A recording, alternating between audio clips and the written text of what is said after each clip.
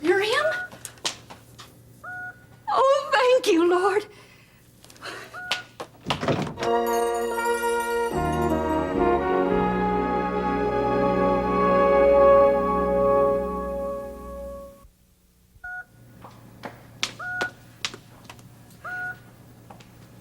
I heard the call. What happened? I just stopped by to see if she was doing all right, and I saw her hand move. Well, it's too soon to tell anything for sure, but that's a good sign. This is incredible. I've been with her for 4 days, and she's laying there without moving a muscle. Ben, look at her arm. That's a good indication. That's a very good indication. She may pull out of this thing yet. Praise the Lord. What are you two doing in here? She's moving. Watch. Terry, you and Dr. Martin have been served by a court order. You're not allowed to treat this patient anymore. You shouldn't even be in this room. Look, I heard the call. I came running. I'm a doctor. If someone needs help, I want to be there. Court order or no court order. Get Dr. Thompson on the double. Now, you two, out. Now. Please send Dr. Thompson to room 116. Stat. Can't believe it. Mrs. Mason's been in a coma for 4 days now, and suddenly she's showing signs of life. It must be a miracle. Oh, brother, that's all this hospital needs. Another miracle.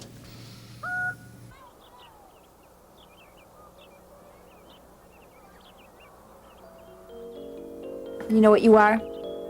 You're a chauvinist. You still think I'm some precious maiden who has to be rescued and adored. Well, take away the nuance and the sarcasm, and you've got it pretty well summed up. Did you ever stop to think that maybe the Lord was leading me into this job? And I'm sure he'll get that point across to me if that's the case. Not if you won't listen. You are presuming this is wrong just because it goes against what's normal. I am not presuming. I'm protecting. Laura, you're wanting to help disadvantaged and mentally handicapped children can be a ministry that God's given you. But are you ready to charge into the heat of battle? Wouldn't God prepare you with smaller challenges?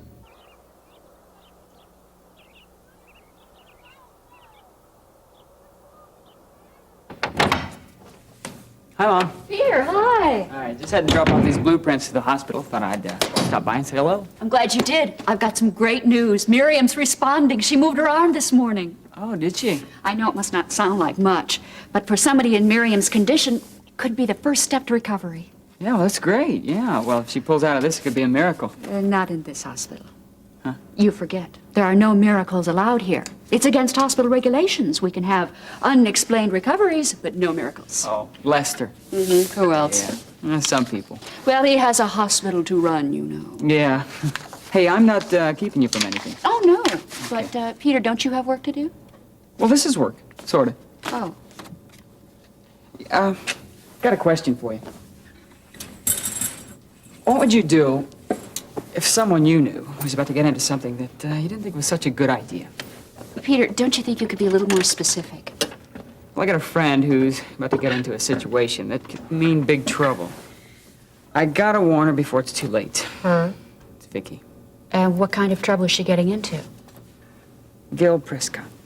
She's falling for every one of his come-ons, Mom. Hook, line, and sinker. You mean Gil is succeeding where you failed? Mom, I know what he's like. He told me how he treats women. He told me. Peter, don't you think maybe you're just a little bit jealous of Gil? I mean, after all, Vicky turned down your advances, as I recall. Jealous? Ah, of course not. Okay, I'm just asking that you look inside your own heart and make sure what you find is love, not envy. Oh, I care about Vicky, that's all. Yeah, I don't want to see her get hurt. She has no idea what Gil's really like. I don't see that there's anything you can do about it. There must be something. Maybe I should talk to her. Peter, you can't live somebody else's life for them. Now, Vicky's a grown woman. I'm sure she's capable of taking care of herself. But you don't understand what could happen. Ah, I see. Yes. You've been around. You know you're a man of the world. Mom. Yes. Yes, Mr. Lewis. I'll be right there. Lester? Our fearless leader. I've got to be in his office right away. Listen, could we talk about this later? Yeah, sure. What, tonight? Well, if it's not too late, I may have to work tonight. Tomorrow? Better run. See you. Bye. Great. Maybe I should schedule an appointment?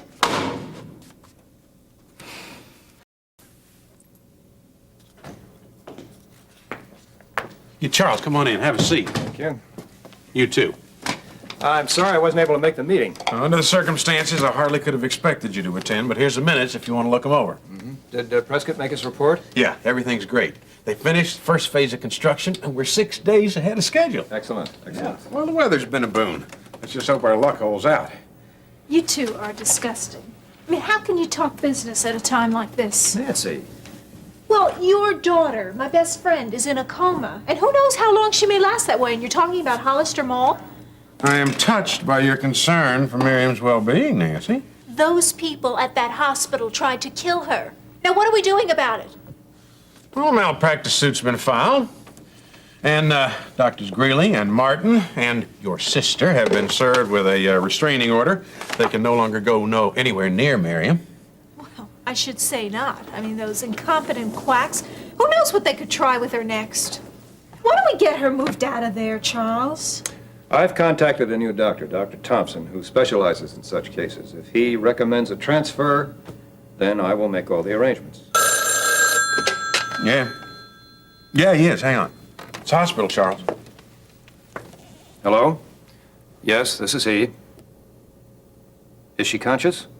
All right, thank you very much. I'm coming right over. Miriam moved. I've got to go see her. Is she talking? No, not yet. But she may regain consciousness any minute, so I want to go on over there. Are you coming? Sure. Good. Now, you don't seem exactly overjoyed by the news. Of course I am, Harold. That's fantastic. Or could it just be that there's something you would rather Miriam didn't talk about? Good day, Harold.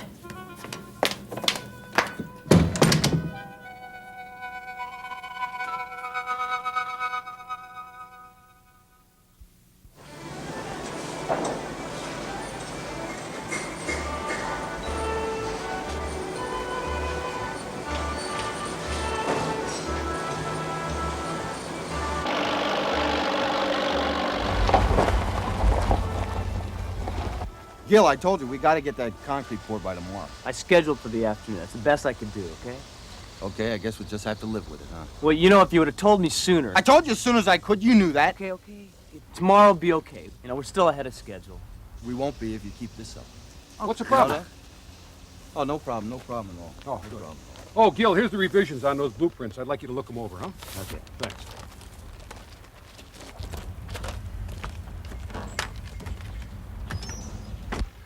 I know he's got a long way to go down, but be patient with him, huh? I tried, Jason. I do try. I know. He can learn a lot from you. Oh, let me ask you, how are you getting along? Well, I'd be lying to you if I told you it's been easy. Yeah, I know. I've been praying for you. It's a rough road. Been going to AA every night this week. Good. One day at a time, as they say. You know, I've quit drinking before, Jason. 3 weeks here, a few months there, it never lasted, but this time it's different. I can feel it.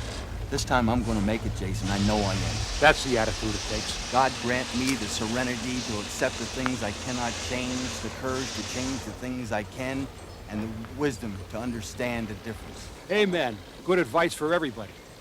Every AA meeting begins with that little plea at the beginning. You know, all my life, I've been struggling alone with my own little problem. And I can't tell you what a relief it is to be around people who know what it's like. Why, sure. And other people who can help each other out. Yeah, exactly. Hey, have you seen Donna? I took her out to dinner last night. Well. Well, it's just for pizza, you know. Well, don't knock it. That's my idea of a big night on the town. How'd it go? Things were a little tense. I can't say that I blame her, though. She's been through so much, you know. Well, it'll take time. You know, Jason, when I'm not drinking, it's like I'm a completely different person inside. Don and I are almost like strangers. We got to start all over again. Hey, Dad. In a minute. You're doing great, Dom. I'm really proud of you. And I'll be praying for you. Thanks, Jason. I need all the help I can get. Easy does it. Excuse me, Gil. What? About these changes. They're gonna cost us way too much. Well, it can't be helped. What you had wasn't up to code. Sure was. Oh, no. Look again. You see here? Those circuits are overfused. Now you split them, run the line down this way, no problem, see? Oh, I see. Be thankful that we discovered that in time. That thing could have cost us some big bucks.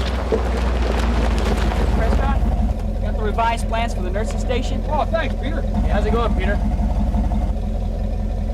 Anything else, Mr. Prescott? No, that's all, Peter.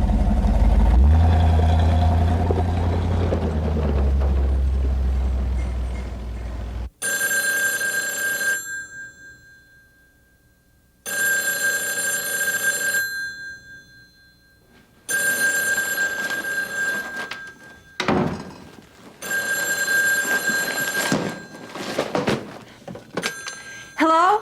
Mrs. Martin, Yes? this is Mr. Kimball at the Board of Education. Oh, Mr. Kimball. Hi, how are you? Fine, thanks. And you? I couldn't be better. I've been trying to reach you. Well, I've been in and out today. We must have just missed each other. The reason I'm calling is to tell you that the board has finally made a decision concerning the remedial reading class we talked about. Yes? They've decided they want to go ahead and fund the course again this summer. Oh, that's fantastic. It's such a worthwhile project, and somebody has to give those kids a chance. You feel very strongly about that, don't you? Yes, I do. If those kids don't get an education, well, I'd hate to think what would happen.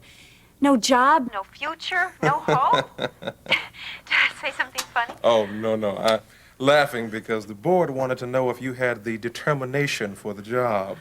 Me? Are you kidding? I said you should hear her on the subject. She's worse than I am. You mean I've got it? I've got the job? I didn't tell you? No, I mean, yes. Well, whatever. Oh, that's wonderful. It's not going to be easy, you know. Oh, I'm so happy, Mr. Kimball. Well, I think this job takes someone with guts and determination, and I think you've got what it takes. I can't wait to get started. Can you come in tomorrow at 10? I'll be there. Good. We can go over some of the paperwork, and then we'll go over the curriculum. You've got quite a challenge ahead of you, young lady. I wouldn't want it any other way. See you tomorrow, then. You bet. Oh, and Mr. Kimball, thank you.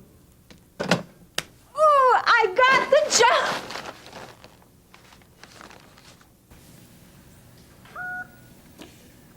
When did you first notice a response? Mrs. Davidson was with her. She came down this morning to see how Mrs. Mason was doing, and she noticed her hand move. Has there been any change since then? Not exactly. You know, she looks like she could wake up any minute.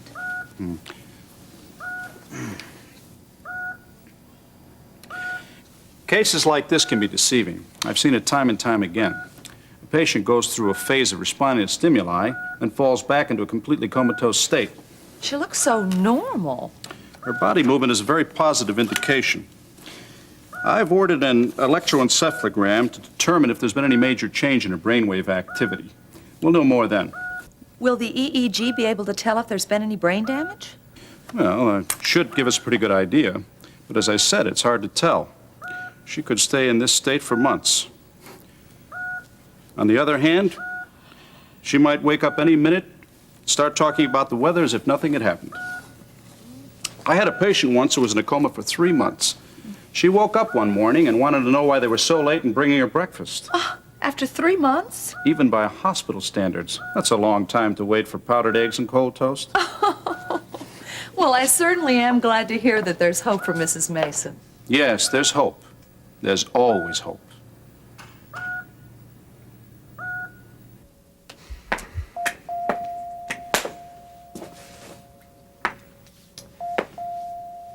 Charles, can't you stop that? I mean, back and forth. You're driving me nuts. Nancy, what do you want me to do? Well, why don't you sit down?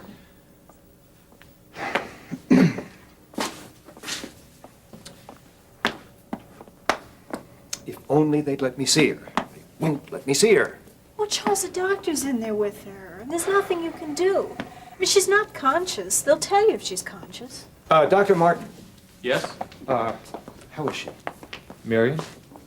Miriam, of course. Well, I'm sorry, Mr. Carpenter. As a consequence of the lawsuit, I'm not at liberty to discuss her condition. Never mind the lawsuit. Just tell me how she is. Is she going to come out of it? In case you've forgotten, Mr. Carpenter, you're the one who instigated the lawsuit, not me. Now, I'm afraid I cannot help you.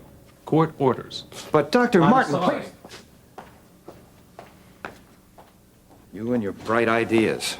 Oh, it was my idea, was it? Oh, Nancy, gosh. please, not now. Not now. I just couldn't. Mr. Carpenter, Yes. I'm Dr. Thompson. How do you do? How is she? She's definitely arrived at a state of elevated awareness. Her reflexes have stabilized. This is an important step. Is there a chance that she will regain consciousness? It's too early to tell. I don't want to discourage you, but it's entirely possible that she might stay in this semi-comatose state for months, even years. But, Doctor, what about the change, the improvement? Don't they mean anything? Of course. I just didn't want you to set your hopes too high. With cases like this, anything is possible. Her muscle response is excellent. We're going to order an EEG as soon as possible to determine the brainwave activity. We'll know more when those results have been analyzed. Isn't it entirely possible, though, that even if she does come out of this state, that she could remain a vegetable? Of course. Brain damage is a real possibility. But her stimuli response is a good counterindicator of any severe cerebral obstruction. Well, I'm very glad you agreed to take the case, Doctor. I can just tell that you're going to take very good care of Miriam. To be more honest, she's in God's hands now. All we can do is hope and wait. May I see her? Yes, of course. Thank you. Level with me, Doctor. What are the odds of her coming out of this with all her faculties? The odds? Well, yeah, you know, like 10 to 1, 50 to 1. What are you doing, taking bets? This isn't Las Vegas. That young woman's life's at stake. Excuse me.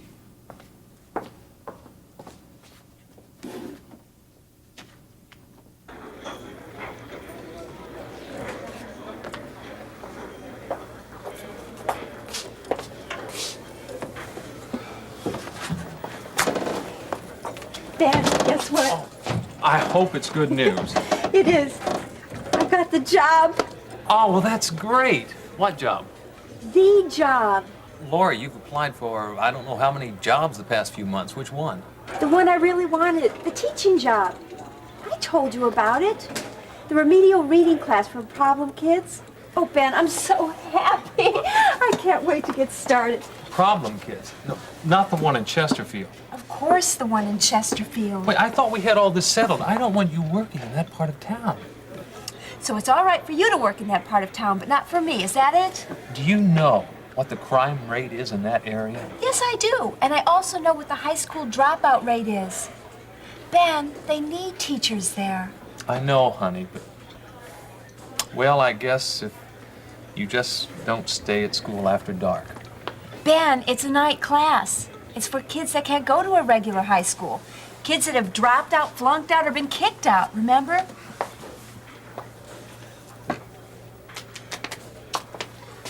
Ben, I thought you'd be happy for me. This is the one job I really wanted. Well, I'm sorry, honey. I don't think you should take the job. It's too dangerous. I know what it's like down there. This is what I want to do. It's not right. Now, couldn't you wait for another teaching job to open up somewhere else? I don't want a teaching job somewhere else. Ben, can't you see? Look, I know it won't be easy. These are kids that have had everyone else give up on them. And I want to reach them. Do you really think you can after everybody else has failed? Yes, I do. Yeah, well, it's easy to be idealistic now. But I'm afraid you're going to be in for a very rude awakening. Ben, I never said I wanted it easy. Well, don't worry. In Chesterfield, it won't be. I mean, I don't think you should take the job. I already have. Without discussing it with me? Ben, I know it's right. I've prayed about it.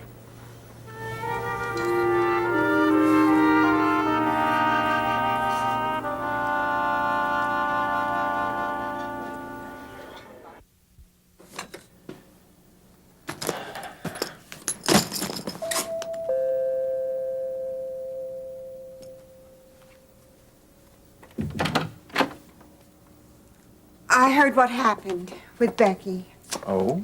I came to offer my condolences. I'm really sorry, Ross. I Cut know the how you phony must... sympathy bit, Mom. Ross, Don't you think I know what you've been up to? what do you mean? This is what you've wanted all along. Well, you finally got your way. Ross, I know never... what you did. Me? And let me tell you something. You not only lost a daughter-in-law, you also lost a son.